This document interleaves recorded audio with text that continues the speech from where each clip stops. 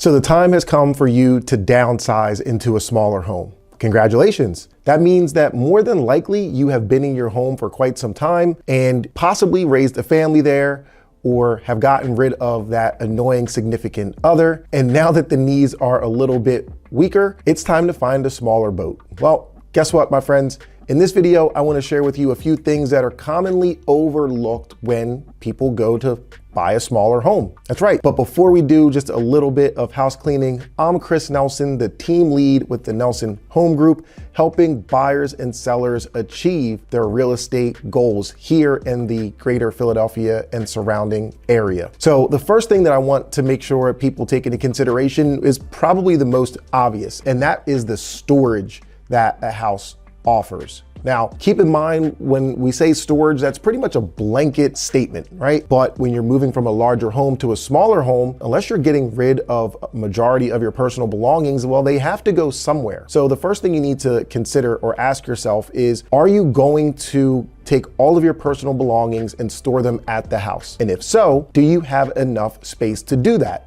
Does the basement offer enough additional flex space for you to use as storage? If not, or maybe a garage that has storage above, or maybe even a storage shed. But if you're not going to do that, then the other thing to keep in mind is you need to find third-party storage. So when you're moving and you're downsizing, you want to make sure that there's a storage facility that's reasonably close to your home. You also want to find out what it's going to cost you to keep your content there. Storage facilities aren't cheap, and usually people have these storage lockers for quite some time. So you want to make sure that you understand the cost affiliated with storing your goods if you are going to store them somewhere else. Another thing to take into consideration is your furniture. Will your furniture fit in the rooms of the house that you're going to be purchasing? Now, a lot of times, especially growing up, I remember my mother's dining room set was just enormous, and there were several pieces, not only the table, but there were leaves to make the table bigger. There was a serving table,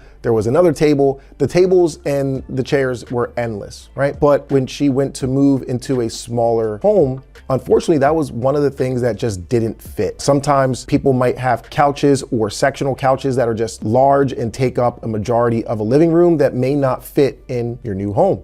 As a matter of fact, we have these large flat screen TVs, which are pretty much common in every household, but you need to take into consideration the size of the rooms that you're downsizing to. So moral of the story is just take into consideration the size of the furniture you have and the amount of furniture you have, and whether or not they're going to fit into your new home. Space planning is another thing that people tend to overlook. Now, generally when you're moving into a home, you do think about your lifestyle, right? So if you play an instrument, a lot of times you'll think about, hey, I can play my drums or my guitar or my violin in this room. If you're an artist or someone who does a lot of sewing, you usually will think about, hey, I could put my stuff over here and have an area where I can be interrupted and have some fun. But here's the thing, a lot of times we take on new hobbies. So you need to take into consideration that not only do you need space for your current lifestyle and hobbies, but also take into consideration some of the unknown, right? Maybe put some thought into some of the things that are on your bucket list or things that you have told yourself that you want to do at some point in life, and make sure that if you were to take those things on, make sure that there's some space somewhere in your house where you can do them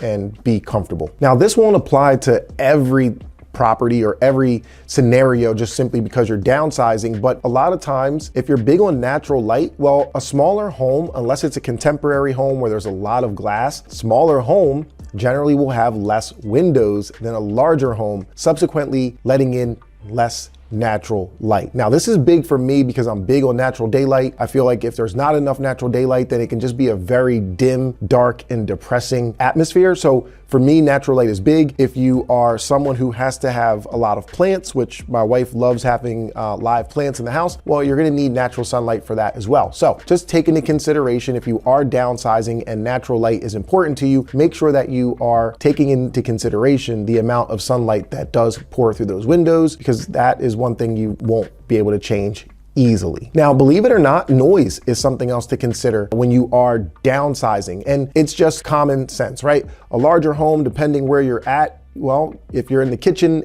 or the center of a very large home, you're further away from the exterior walls and windows. When you're in a smaller home, even if you are in the center of the home, you're still theoretically closer to the exterior walls, doors, and windows. Now, of course, you could say, Chris, just because the house is large doesn't mean it has great build quality, which would muffle exterior sound. I totally get it. But logically speaking, and just to point out some things to consider, you might have more noise in a smaller home just because of, again, you're closer to those exterior walls and windows. Now, if you are buying a smaller home and you're getting much more land and you're further away from neighbors, the street, and all that stuff, well then this point, or I don't want to call it an argument, but this point may not have much weight simply because, well, you're not near anything, right? But just think about noise and how much more noise you might have if you are downsizing. And then the last thing, doesn't really matter the house. It's just you have to mentally prepare yourself for an adjustment. Real estate is emotional. And as I mentioned earlier, in a joking manner, maybe you raised a family or you had a significant other and they're no longer your significant other, and these are reasons you're downsizing. Well, walking past those rooms where you built memories, walking past the rooms where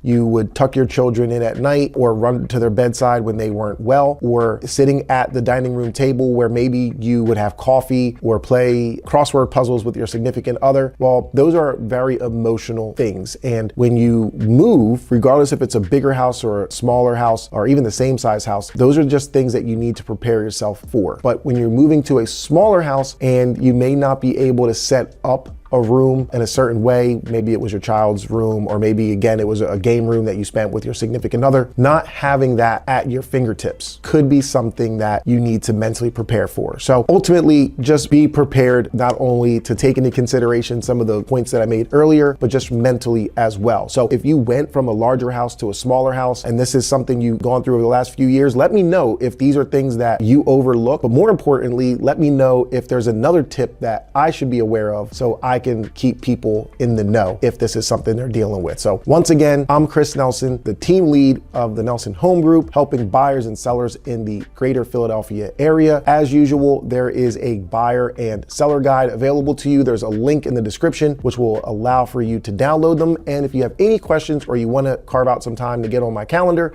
there's a link for you to do that as well. With all of that said, take care.